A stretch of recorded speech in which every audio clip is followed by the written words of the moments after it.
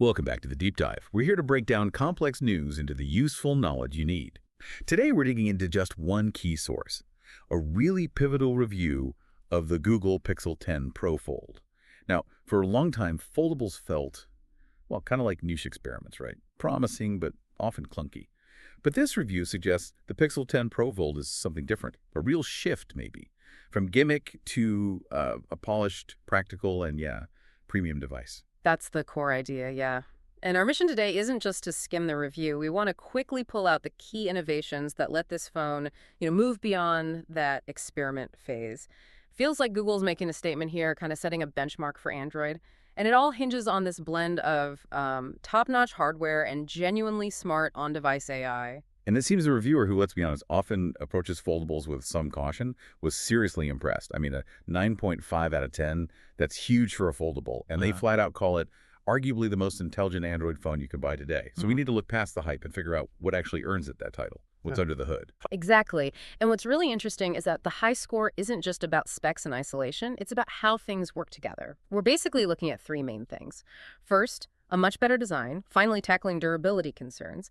Second, the Tensor G4 chip, its power and how it's specialized. And third, and this is the big one, the really deep integration of Gemini AI. That's the game changer. We need to see how those pieces fit together to really change how you use the phone. Okay, let's start with the physical stuff, the feel of it. Because frankly, if a foldable feels cheap or fragile, well, the fancy software doesn't matter much then, does it? What was the reviewer's first gut reaction to the build? Futuristic refinement was the phrase that kept coming up. It sounds kind of sleek but solid. They pointed out the Moonstone finish specifically. Yeah. Apparently, it's not just plain white or silver, but sort of shimmers between the two. Makes it look and feel quite high-end. And that's matched with a solid aluminum frame. Feels premium right away, basically. Right. But the hinge, that's always the worry spot for foldables, the bit people are most skeptical about. Did Google finally crack it? Does it feel solid? Yeah, the review suggests they really did a big step up in engineering. The hinge is described as reassuringly smooth. So opening and closing feels solid, not gritty or loose like some older ones. And crucially, it closes tightly. That helps keep dust out, which was a huge issue before. And that smoothness also helps make the crease less obvious when it's open. It's not just about feel, it affects the look, too. That kind of detail matters. Yeah. Okay, displays. There are two, and getting that balance right is tricky. If the outside screen is annoying to use, or the inside one has issues, the whole idea kind of falls apart. Exactly. And that seems to be what Google really figured out this time. They found that sweet spot between the big, immersive screen inside and a genuinely usable one outside. The inner display is big 7.9 inches, vivid colors, super thin bezels, and that smooth 120 hertz refresh rate. Bright enough for outside use, apparently, and it uses LTPO tech to save battery, which is smart. And the outer screen. Is it actually practical? Like, can you use it for normal stuff without constantly needing to unfold the phone? That's the key. Yes. The outer 6.3-inch screen is fully functional. The review says for like 80% of your typical phone tasks, checking messages, quick social media scroll, calls, you don't need to open it, which avoids that frustration people had with early foldables where the front screen was just too narrow or basic.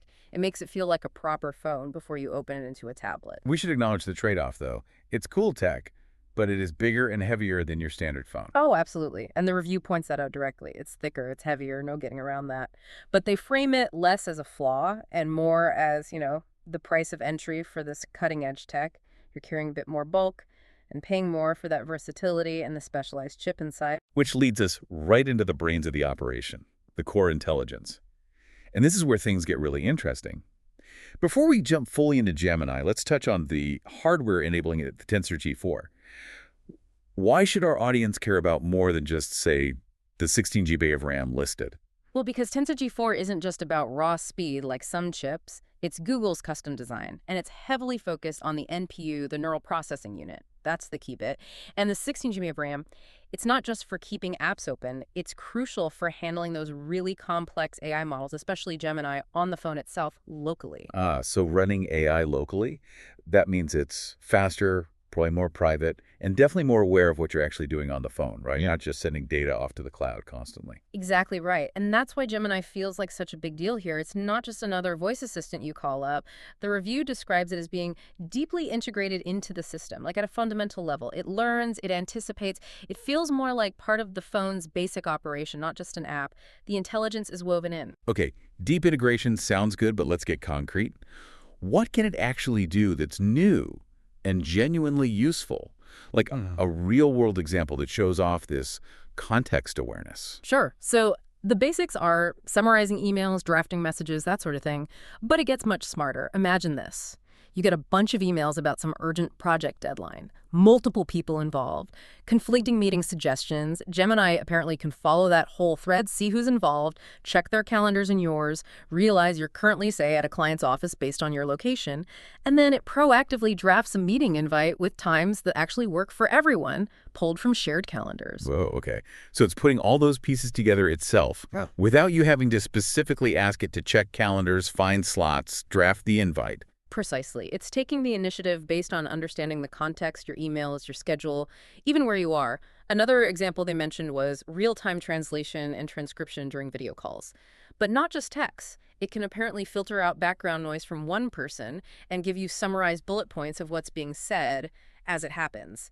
That really turns the phone from just a communication device into, well, like you said, a proactive assistant. That proactive ability. Yeah. That really makes the most intelligent label make sense for our listeners.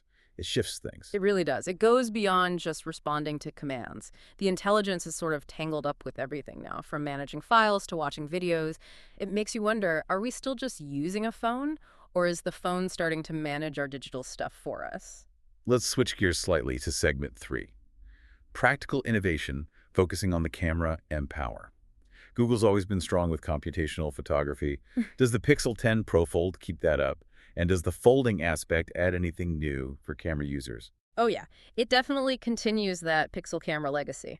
You've got an advanced triple camera system on the back, a high-res 50MP main sensor, a good ultra-wide, and a proper telephoto lens, probably 5x optical zoom so you're covered, and you get that signature pixel clarity and dynamic range. Plus, thanks to that Tensor G4 NPU, the low-light performance is supposedly exceptional, pulling detail out of shadows without making it look noisy. Okay, so image quality is great, but the review mentions something specific about the folding screen itself, helping with video, this hands-free video mode. Right. This is where the form factor becomes a real feature. If you fold the phone halfway, like a tiny laptop, it basically acts as its own tripod. Stable and adjustable. Which is actually brilliant not just for pros, but for everyday stuff too. You could shoot stable time lapses easily, join video calls without awkwardly propping your phone against a mug, or even use the main high-quality camera for vlogging, using the big unfolded screen to see yourself. It just makes sense. That really makes the extra size feel worthwhile, giving you a tangible benefit. Okay, the million-dollar question. Battery life. Big screens, powerful chip, constant AI. How does it hold up? That was clearly a major focus for Google, and it seems they pulled it off. Despite everything drawing power, the bright displays, the Tensor chip's NPU crunching AI tasks, the review says it comfortably lasts over 24 hours on a single charge, which is genuinely impressive for a foldable this powerful. It tackles that battery anxiety head on. And if you do hammer it with games or heavy multitasking, how fast can you juice it back up? Supports fast charging, both wired and wireless. The review mentioned getting about 50% charge in roughly 30 minutes, so quick enough for a decent top-up during lunch. And importantly, the performance stays reliable even when you're pushing it hard. You don't get those weird slowdowns you sometimes see when mobile chips are doing heady AI work for a long time. Okay, let's try and pull this all together. We started asking if this was still a niche experiment or if it's a new benchmark. When you combine the refined design, that specialized Tensor chip, and the proactive Gemini AI, what's the overall daily experience like? The word that comes through is seamless. That seems to be the goal they achieved. Moving between the folded and unfolded modes is apparently almost instant. Apps resize smoothly, no weird lag or stutters, and split-screen multitasking, especially with Gemini helping out, isn't just a gimmick. Yeah. It actually works well as a productivity tool on that big screen. So the final verdict then. Does the source convince us this is the most complete Pixel yet, enough to justify that high price and the extra bulk? They make a strong case, yeah. The review basically concludes this is the definition of a complete package. It manages to blend that durable, premium hardware with the refined design and that really smart, proactive software. The cost is high, no doubt. It's an entry fee, as they put it. But the argument is that the versatility and the sheer level of innovation actually make it worth the price. It really does set a new bar for what a smartphone can be. That's a pretty powerful conclusion. Sounds like Google might have finally delivered a flagship foldable without those major compromises we used to see. Okay, here's a final thought for you, the listener, to chew on.